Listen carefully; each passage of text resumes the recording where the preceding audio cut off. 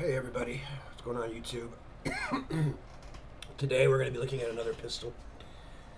Some of you may know this. This is an FN model 1922. This one is 32 ACP. This one is, let me unload it for everybody just to make sure everybody's cool. It's empty. This little gun is in 32 ACP. It is Nazi marked, so it was made during the occupation of Belgium.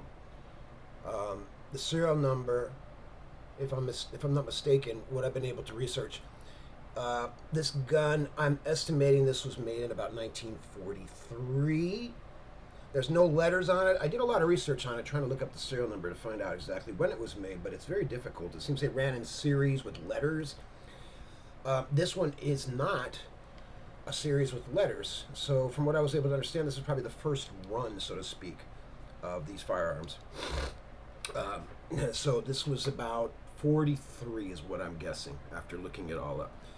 It's a really cute little gun. Very small little pistol.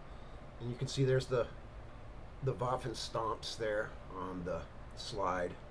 Maybe you can make it out. And it was inspected by whoever 140 was. Waffenstomp 140, and then there's the Nazi eagle next to it. You can see it all right there. There's the Waffenstomp with the number 140. There's one of the, oops, I'm going the wrong way. The eagle, another eagle there. There's about 3 of them on the slide. The gun does function, of course. I don't know if it's the ammo I was using, but every time I've shot it, I've gotten a jam. I know 32 ACP is not a big powerhouse or anything, but the pistol's fun to shoot. It's just a really nice gun, and every jam that I've had was simply corrected, just pull the slide and keep going. So the gun jammed, but basically the shell just didn't leave the chamber, it didn't eject, so it just kind of sat there. So as soon as I pulled the slide back again, turn the safety off, pulled the slide, shell ejected, next round went in, fired the gun, kept going, no problem. From what I understand, a lot of these were issued out to the Luftwaffe, and this gun was pretty common. It was carried, from what I remember, I think the only other gun that was foreign gun that was more used was the CZ-27, and this gun was right behind the Walther PPK or PP. So this was a relatively common firearm. I don't think they're that collectible. The finish on this gun is really worn. But if my estimate on the manufacturing date of 1943 is correct, I mean, then the gun is, what, 80 years old? Let's say 1943 to, what is this, 2023? Yeah, that's like, yeah, 80 years. So this is an 80-year-old pistol. Still functions just fine. One thing I haven't done, which I should have looked up, is what grain of cartridge they used for this firearm, and maybe that would solve the jamming issue. On a side note, this gun is very difficult to put back together. If you look here, there's this little latchy thing right there. And this piece is kind of extra. From what I understand, they were, there was the other gun, I think it was, what was it, the 1911, no, not like the one that was used to assassinate the Archduke Ferdinand that started World War I. It was a gun like this, but those guns, the earlier model, did not have this extension. Okay, and I took this gun apart when I got it, and boy, it was a tough one to get back together. There's a whole trick of turning this little thing, and it's got to lock up with this, and the barrel's got to sit in the right way to line up, and blah blah blah. So if you if you have one of these firearms and you take it apart, you know, you might want to take your time putting it back together. It took me a little while to get it back together. I think I even looked up a YouTube video or something on how to redo it. Usually I can figure it out myself, but this gun was tricky.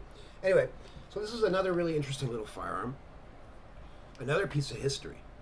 And I do like the lines of it. I don't know if everybody else likes it. It's got a nice little feel to it. It fits very comfortably in your hand. If it wasn't 80-something years old, I'd probably carry this. I mean, it's a nice gun. You know, it's very light. Again, 32 ACP is not a freaking powerhouse or nothing, but I know I wouldn't want to be shot by it. And again, this also gun has the historical importance, so to speak, of having been made in Belgium during the occupation by the Germans So this is also a war artifact. And who knows, again, there's no, on this gun, there are no import markings of any sort. No import markings anywhere on this gun. So my conclusion would be, of course, that this was a GI bringback. Somebody brought this back. Again, the finish is almost pretty much down to the bare metal. Excuse me, I've got a little cough. The finish is really gone. I don't think there's any bluing left. Maybe a tad on the right here on the frame by the trigger, but I mean it's minuscule. So it's really down to kind of a bare patina, just a naked firearm. Anyway, it is fun to shoot. Very nice little pistol. Again, so this is a Model 1922 Browning. Well, it's an FN. This is a John Browning design, by the way. This is the FN Model 1922, but it is a John Browning design. The genius firearm maker who designed some of the most iconic weapons in the world. But anyway, this is also one of his, and it is a cutie. It is a little teeny little tiny gun. I was actually thinking I have a book on Brownings, but it's a Browning. It's only on Browning high powers, not on this firearm. I also have a book on Browning that talks about every single design that he created, and this gun is mentioned in there. Anyway, all right, guys. Well, I just wanted to share that again. It's been a while since I made a video. I've been kind of busy, and you know, if the videos don't give me a lot of reaction or whatever, well, what's the point, really? You know, I'm just spending my time trying to do something for fun, kind of. Anyway, look at that beautiful little gun. Cute little firearm. All right. So anyway, hope you guys enjoyed that. Again, another one of these aesthetic firearms. Just a really cool piece of history, you know.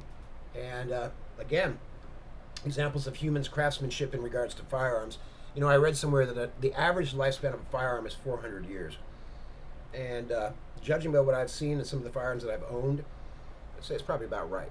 These things are, yeah, and there's no finish, but it still runs. And here we are in this 21st century with something that came around quite a long time ago. All right, guys, hope everybody enjoyed the video. You know, if you like it, I've got the original magazines as well, 2 of them. They are marked as well. There's little eagles on them. Right there's a little eagle. A little Waffenstomp thing going on. Hard to see again. I'm sorry, I don't have a better camera, guys. And on this one as well. And the magazines even are like $60. You can't find these. They're kind of rare. These are both original from the same time period. Both of them Waffenstomp marked. I wish I had a rig for it, but I do not. So I keep it in a little pistol bag. Anyway, all right, guys. All right, Alvarado out. I changed the name of my channel, by the way, too. It is now called the Apple News Network because Alvarado, I just don't think a lot of people can pronounce it or understand what the hell it is. So I thought, well, I'll just change it to something else that's related to apple trees. All right, guys. Alvarado, of course, means something strange in Spanish. Anyway, blah, blah, blah. All right, guys. You all have a wonderful night. I hope you enjoyed looking at the little pistol. Everybody, take care.